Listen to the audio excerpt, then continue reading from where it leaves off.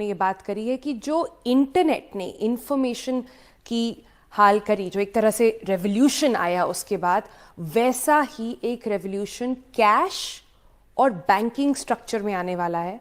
ये सब संभव होगा क्योंकि एक क्रिप्टो करेंसी के नाम से बहुत बड़ा जायंट अभी है हमारे आसपास जो ये पूरा रेवोल्यूशन ला सकता है। अब ये क्रिप्टो करेंसी क्या है? क्या ये गैम्बल है कि क्या ये एक इन्वेस्टमेंट है? क्या ये गोल्ड ऑफ द फ्यूचर है या सिर्फ एक, जिसे कह सकते हैं, सोशल मीडिया बबल है, मिथ है? इसके बारे में आज हम जानकारी हासिल करेंगे। तो चलिए आपकी मास्टर क्लास शुरू करते हैं कि क्रिप्टो करेंसी आखिरकार है क्या। सबसे पहले शुरू करते हैं कि क्रिप्टो करेंसी का मतलब क्या होता है। तो क्रिप्टो का मतलब होता है, हमने इसको 2 वर्ड्स में अगर आप डिवाइड करें, क्रिप्टो का लिटरल मतलब होता है सीक्रेट, या इस कॉन्टेक्स्ट में अनोनिमस, मतलब जो अपनी पूरी आइडेंटिटी रिवील ना करे। और करेंसी तो आप जानते हैं इसका मतलब होता है मनी। क्रिप्टो करेंसी एक ऐसी करेंसी है जो किसी बैंक के द्वारा नहीं चलाई जाती, किसी देश की अथॉरिटी के द्वारा चलाई नहीं जाती। अगर आप इस पे एक्सचेंज करें, कोई चीज खरीदें या बेचें, तो इसमें कोई भी मिडलमैन नहीं होता है। जैसे अगर आप बैंक के थ्रू कोई इंटरनेशनल पेमेंट करते हैं तो उसमें एक कट जाता है, एक परसेंटेज होता है जो बैंक लेता है वो ट्रांजैक्शन करने के लिए, बुक कीपिंग करने के लिए। लेकिन इसमें ऐसा कुछ नहीं है। ये सब एक कोड के थ्रू चलता है जिसका नाम है ब्लॉकचेन। ब्लॉकचेन पे वापस जाएंगे, पूरी टेक्नोलॉजी पे वापस जाएंगे, उसमें कंफ्यूज मत हो जाइए। लेकिन मोटा मोटा क्रिप्टो करेंसी क्या है उस पर बढ़ते हैं, आगे बताते हैं आपको। बिटकॉइन के नाम पर लोग काफी कंफ्यूज हो जाते हैं। बिटकॉइन एक क्रिप्टो करेंसी का ही एक फॉर्म है। जैसे आपका डॉलर होता है, जैसे रुपीस होते हैं, जैसे यूरो होता है, वैसे ही क्रिप्टो करेंसी में एक करेंसी है जिसका नाम है बिटकॉइन। बिटकॉइन सबसे ज्यादा पॉपुलर करेंसी भी है। लेकिन क्या आपको पता है कितनी सारी करेंसीज होती हैं क्रिप्टो में? करीब 4000 ऐसी करेंसीज हैं बाहर क्रिप्टो नेटवर्क के अंदर। बिटकॉइन के बारे में तो सब जानते ही हैं। उसके अलावा एक करेंसी जो दूसरे नंबर पर आती है, जिसके बारे में लोग काफी आजकल बातचीत भी कर रहे हैं, उसका नाम है एथीरियम। तो इस करेंसी से होता क्या है और ये पूरा ट्रेडिंग चलता क्या है? अगर कोई बैंक नहीं है तो इसे चलाते कैसे हैं? इसमें एक कोड होता है और इसकी जो बुक कीपिंग, अगर आप कह सकें एक एग्जाम्पल के तौर पर, तो ये बुक कीपिंग जो है, ये जो कोड्स जो लिखते हैं वो ही करते हैं।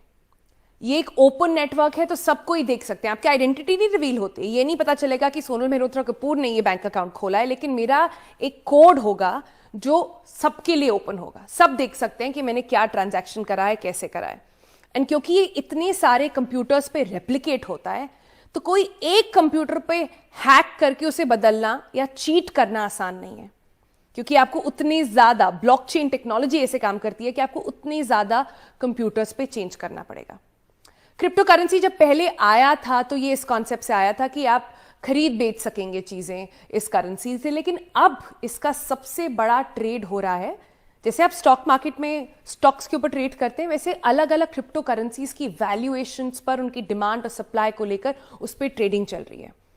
लोगों ने रातों रात बिलियनर्स बने हैं क्रिप्टो करेंसी में पैसे डाल के, रातों रात अपने सारे पैसे गंवा भी चुके हैं। मैंने रातों रात इसलिए कहा क्योंकि ये 24 घंटे चलता है पूरा नेटवर्क, और 7 दिन भी चलता है। तो इसके बारे में बहुत बातें हुई हैं।